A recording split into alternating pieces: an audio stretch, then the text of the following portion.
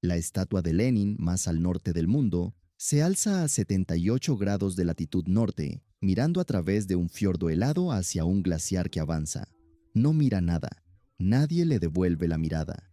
Tras él, un pueblo para 1000 personas, un palacio de la cultura con arañas de cristal, una sala de conciertos, una piscina cubierta con calefacción, el piano de cola más remoto del mundo, en una sala donde nadie lo toca en décadas. Amplias avenidas soviéticas, perfectamente rectas, que unen los edificios entre el silencio ártico, farolas sobre la nieve que nadie pisa, un campo de fútbol vacío, un parque infantil que ningún niño usa desde 1998. Hoy vive aquí muy poca gente, cuidadores y personal de mantenimiento, destinados no porque lo eligieran, sino porque un tratado centenario exige presencia humana para sostener una reivindicación territorial. Portan rifles no por fines militares, sino porque 3000 osos polares habitan este archipiélago y llevan aquí más tiempo que cualquier tratado. Esto es Pyramiden, y la historia de por qué hay alguien aquí trata de lo que ocurre cuando la geopolítica sobrevive a la civilización que la creó. El lugar: Svalbard es un archipiélago ártico noruego, situado entre el continente noruego y el Polo Norte, en latitudes de 74 a 80 grados norte. Hace un frío que vuelve insuficiente casi cualquier descripción.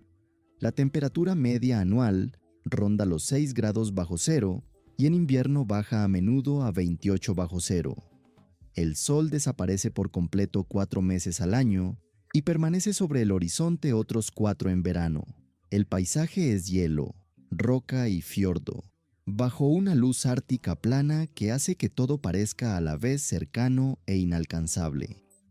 Svalbard no tiene población indígena. Diversas naciones lo han reclamado y explotado desde el siglo XVI, pero nadie vivía allí antes de la llegada de los europeos. Esa ausencia de reclamación indígena hizo posible el peculiar arreglo legal que hoy lo gobierna y que ha creado la situación de Pyramiden. El asentamiento noruego más cercano es Longyearbyen, capital y mayor localidad del archipiélago, a unos 50 kilómetros al sur. Longyearbyen es uno de los lugares más remotos de la Tierra donde alguien puede llevar algo, parecida a una vida moderna normal. Tiene hospital, universidad, restaurantes, supermercado y cine. Desde Pyramiden la separan 50 kilómetros de terreno glaciar, sin carretera ni ruta fiable en invierno, salvo en moto de nieve o helicóptero. En verano se llega en barco por el fiordo este, un trayecto de varias horas sobre aguas que el glaciar Nordenskjöld avanza lentamente a llenar. Pyramiden se asienta en la cabecera del Villefjorden, un estrecho fiordo secundario que penetra en el interior de Spitsbergen, la mayor isla del archipiélago de Svalbard. La montaña que da nombre al pueblo se alza justo detrás, un pico con forma de pirámide perfecta, de geometría nítida contra el cielo ártico. El paisaje hace que el asentamiento parezca pequeño, incluso en fotografías tomadas a ras de suelo. En persona, la combinación del glaciar que avanza desde un lado, la montaña que se eleva por otro, y el fiordo que se abre ante ti crea una sensación concreta de insignificancia humana, que los edificios abandonados amplifican en lugar de reducir. Nadie construyó un pueblo aquí por ser un lugar agradable para vivir. Lo construyeron porque había carbón en la montaña. El sueño soviético. El asentamiento fue fundado por una empresa sueca en 1910, lo que la convierte en una de las primeras operaciones mineras del archipiélago. Las vetas de carbón de la montaña Pyramiden eran accesibles y productivas, y el lugar, pese a su lejanía, estaba conectado con el resto del mundo por el fiordo. En 1927, la Unión Soviética compró el asentamiento a la empresa sueca. No fue un accidente comercial, sino una decisión política deliberada sobre la presencia. El Tratado de Svalbard de 1920, firmado en la Conferencia de Paz de París tras la Primera Guerra Mundial, estableció la soberanía noruega sobre el archipiélago, pero contenía una cláusula clave que la Unión Soviética acabaría aprovechando a través de Pyramiden y su asentamiento hermano, Barentsburg. El tratado concedía a las naciones firmantes el derecho a realizar actividades comerciales en Svalbard en igualdad de condiciones con Noruega. Los ciudadanos de esas naciones podían pescar, cazar y minar en el archipiélago sin restricciones, lo que el tratado no decía expresamente, pero que la interpretación legal posterior establecería, era que ese derecho dependía de mantener una presencia real. Si te vas, pierdes tu posición. La Unión Soviética lo entendió perfectamente. Arktikugol, el fideicomiso minero estatal a cargo de las operaciones en Svalbard, las operaciones nunca giraron ante todo en torno al carbón. El carbón era real y útil, pero era la tapadera de algo más importante. La Unión Soviética necesitaba estar en Svalbard de forma visible, continua e innegable, porque Svalbard es donde el océano Ártico se encuentra con el Atlántico Norte, porque quien vigila Svalbard vigila los accesos a la flota del norte rusa, y porque la presencia en el Ártico es una dimensión del poder que no estaba dispuesta a ceder a Noruega ni a la OTAN. Hacia los años 70 y 80, Pyramiden se había vuelto algo extraordinario. 1000 personas vivían aquí, ciudadanos soviéticos y sus familias, llevados al borde del mundo habitable por un aparato estatal que convirtió la logística ártica en mera cuestión de planificación y voluntad política.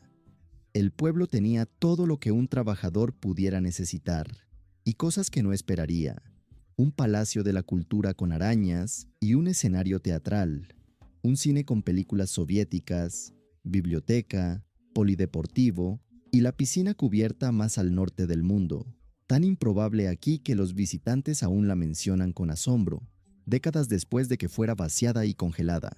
Y luego estaba el piano. El gran Bechstein, que se halla en la sala de conciertos de Pyramiden, no es simplemente un piano trasladado a un lugar remoto.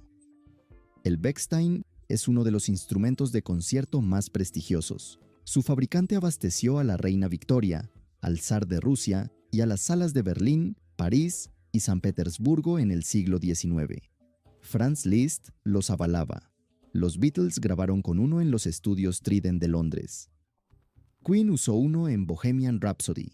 Instalar un Bechstein en un pueblo minero ártico no fue una decisión práctica, fue una declaración. La Unión Soviética le decía a todo el que llegaba a Pyramiden y a todo el que dudara de la legitimidad del logro cultural soviético, que esto no era un tosco puesto industrial al borde del mundo, era un lugar donde la civilización se había trasplantado con éxito, donde el arte y la cultura seguían al trabajador hasta los entornos más extremos, donde la modernidad soviética era indistinguible de lo mejor de la tradición europea. Un Bechstein en una sala de conciertos a 78 grados norte era propaganda en su forma más elegante e impráctica.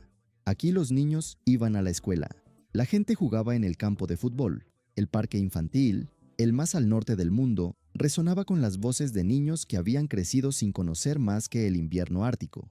La estatua de Lenin se instaló mirando al sur, hacia el mar, hacia el horizonte ideológico al que el proyecto soviético decía dirigirse. Todo en el Pyramiden de su apogeo era una representación de normalidad soviética en la latitud más anormal posible. La evacuación. El 10 de octubre de 1998, el último residente permanente abandonó Pyramiden. La causa inmediata no fue un solo hecho, sino una acumulación. El colapso postsoviético había agotado los ingresos que hacían la minería ártica sostenible para un Estado dispuesto a asumir pérdidas con fines políticos. Las vetas de carbón se agotaban. 2 años antes, en 1996, un vuelo charter operado por Arktikugol se había estrellado al aproximarse al aeropuerto de Svalbard, matando a las 141 personas a bordo, mineros y sus familias que viajaban en lo que debía ser una rotación rutinaria. El desastre tuvo un impacto psicológico y operativo en el asentamiento del que la maltrecha estructura de gestión postsoviética no estaba en condiciones de recuperarse. La evacuación no fue ordenada como lo son las evacuaciones planificadas. Fue gradual y luego repentina. Un profesor de arqueología que visitó el lugar en aquel periodo lo describió así: cada vez que venían había menos y menos gente. En cada barco o helicóptero partía alguien más con su pequeña mochila. Nadie hablaba de irse, pero todos se iban, y entonces, el 10 de octubre, partió la última persona y el pueblo se convirtió en lo que sigue siendo hasta hoy en su carácter esencial: un instante congelado. La comida que quedó en los platos de la última cena antes de partir, los libros abiertos sobre los escritorios, la ropa colgada en los armarios, el equipo deportivo en el gimnasio, la estatua de Lenin mirando al sur, contemplando un fiordo que había perdido a su población humana. De la noche a la mañana, El permafrost lo conserva todo. Es el extraño regalo del Ártico al pueblo abandonado. El mismo frío que lo hace tan hostil detiene la descomposición que de otro modo lo consumiría. En climas más cálidos, un pueblo abandonado desde 1998 quedaría cubierto de vegetación y derrumbes. En Pyramiden, la misma botella de brandy soviético que estaba en la barra en 1998 seguía ahí intacta en 2012. El papel pintado del Palacio de la Cultura sigue en las paredes. El piano de cola aún mantiene su afinación, o casi, y un músico puede tocarlo. El Bechstein, a diferencia de casi todo lo que la Unión Soviética construyó aquí, fue hecho para durar. Ha sobrevivido a la civilización que lo instaló. Durante 9 años tras la evacuación, Pyramiden tuvo población cero. Luego, en 2007, la empresa rusa Arctic-Ugol empezó a regresar con cautela. Hoy vive allí un pequeño grupo de cuidadores. La cifra fluctúa según la estación, más en verano, cuando llegan turistas en barco desde Longyearbyen, menos en el invierno polar, cuando el fiordo es hielo y la oscuridad es total. En invierno baja hasta 6 personas, en verano llega a unos 30. Las notas de producción señalan 12 como cifra de trabajo para un momento dado del año. Wikipedia cuenta 6 cuidadores permanentes, y el primero en regresar de forma estable, un músico llamado Alexander Romanovsky, llegó en 2012 y se autodenomina el headbanger más al norte del mundo. Lo que todos comparten, sin importar la estación ni el recuento, es una función que nada tiene que ver con el carbón y todo con el Tratado de Svalbard de 1920. El tratado otorga a Rusia el derecho de estar aquí, pero los derechos internacionales no se ejecutan solos. Requieren mantenimiento, demostración, afirmación continua. Un derecho de presencia que no se ejerce lo bastante puede impugnarse. La posición legal de Rusia en Svalbard depende en parte de que Rusia esté realmente en Svalbard. Los cuidadores de Pyramiden no están allí para extraer carbón, ni ante todo para guiar turistas, aunque lo hacen. Están porque el derecho internacional exige un cuerpo presente como prueba de presencia continuada. Viven en un solo edificio con calefacción. El resto de las estructuras se mantiene. Se revisan tejados y se visitan interiores, pero no se habitan. La infraestructura de una comunidad de 1000 personas se conserva apenas operativa gracias a una dotación mínima, justificable en lo legal y lo logístico, más que necesaria en lo funcional. El invierno polar dura aquí unos 4 meses. Desde finales de octubre hasta mediados de febrero, el sol no se eleva sobre el horizonte. La oscuridad no es metafórica, es total y opresiva. La oscuridad de un lugar tan al norte que la inclinación de la Tierra suprime del todo la luz durante un largo periodo. En esa oscuridad, las temperaturas caen a niveles donde la piel expuesta se congela en minutos. Los sonidos del asentamiento cambian. El viento por los corredores abandonados del Palacio de la Cultura adquiere un carácter acústico que quienes han pasado un invierno ártico aquí describen de formas difíciles de traducir a idiomas de climas templados. El edificio cruje. El glaciar suena. Nada más. En este entorno, 12 personas mantienen la apariencia de una comunidad. Revisan los edificios, gestionan los generadores diésel y cuidan la infraestructura que, si no, se congelaría y agrietaría por el estrés térmico del Ártico. Hacen el mantenimiento de un decorado, listo para los turistas de verano y la ocasional delegación oficial que llega a demostrar que la presencia rusa en Svalbard está activa y es legalmente inatacable. Portan rifles. Esto no es metafórico. En Svalbard, la ley noruega obliga a todo humano fuera de los asentamientos a portar un arma capaz de detener a un oso polar. Hay unos 3000 osos polares en Svalbard, más que la población humana de todo el archipiélago. Los osos no temen a los edificios soviéticos abandonados. Se los ha visto dentro de estructuras deterioradas. Los cuidadores son humanos en uno de los pocos lugares de la Tierra donde no están en la cima de la cadena alimentaria. Romanovsky, el músico que se llama el headbanger más al norte del mundo, ha descrito en entrevistas cómo es vivir en Pyramiden durante el invierno polar. La oscuridad es total durante meses. La temperatura es letal sin el equipo adecuado. Los sonidos del lugar, el viento por los corredores abandonados, el movimiento ocasional del glaciar son los de un lugar que los humanos construyeron y abandonaron. Él afina el piano de cola, guía a los visitantes de verano, mantiene una presencia en un lugar que la exige. La geopolítica. El Tratado de Svalbard se firmó en 1920. Más de 100 años después, es más trascendente que nunca. El Ártico se derrite. Este es el hecho que los científicos del clima han documentado con una precisión y una coherencia que zanjan la cuestión científica, aunque continúen los debates políticos sobre sus causas. El Ártico se calienta 4 veces más rápido que la media mundial. El hielo marino que ha cubierto estacionalmente el océano Ártico durante milenios retrocede, y ese retroceso revela algo oculto bajo él durante toda la historia humana. Un océano navegable.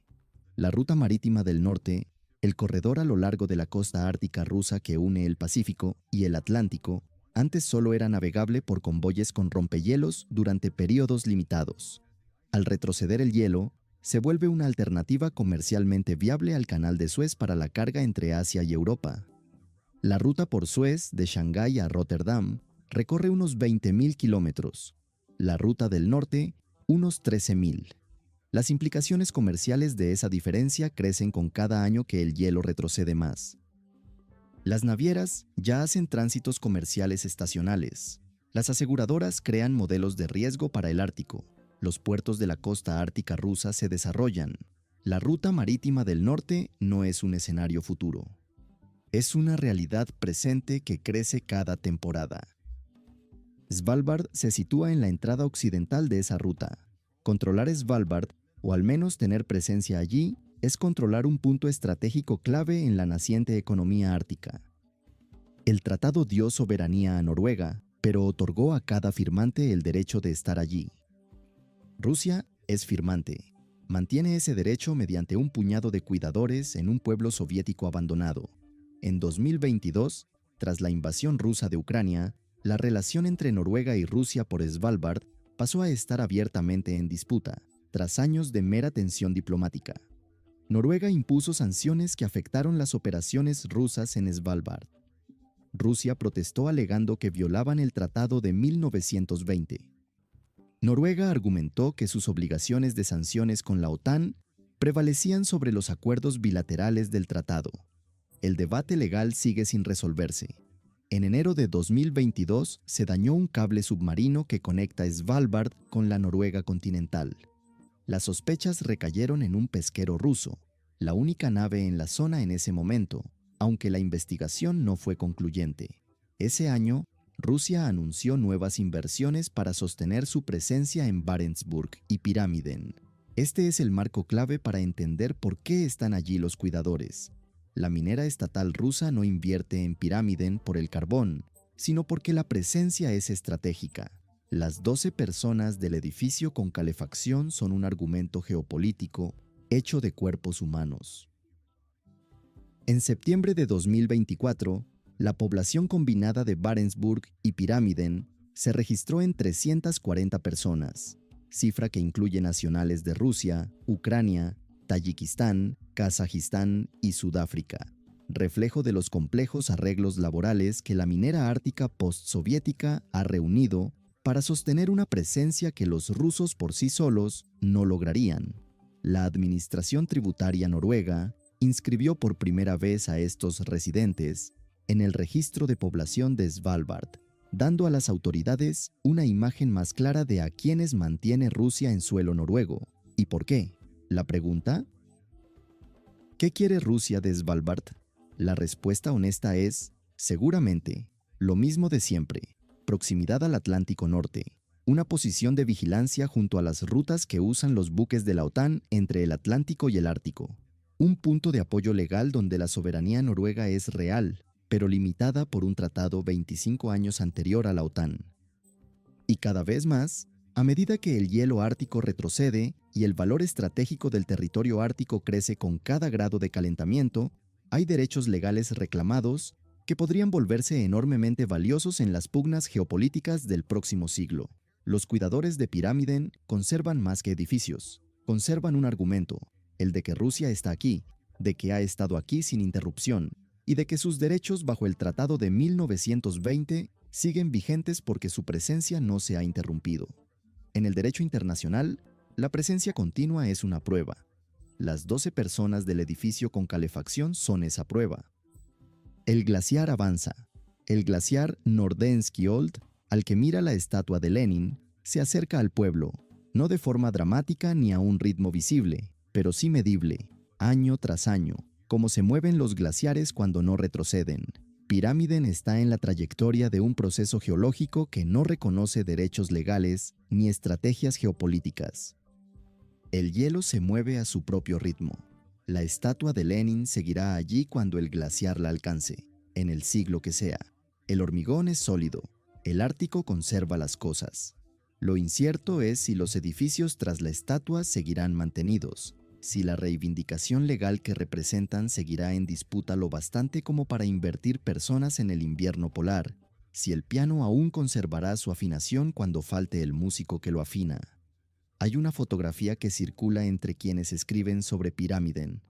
El músico Romanovsky, el autodenominado headbanger más al norte del mundo y el primero en regresar al pueblo abandonado, sentado ante el gran Bechstein de la sala de conciertos. La araña de cristal cuelga sobre él. Los asientos vacíos se extienden hacia el fondo, donde no hay público.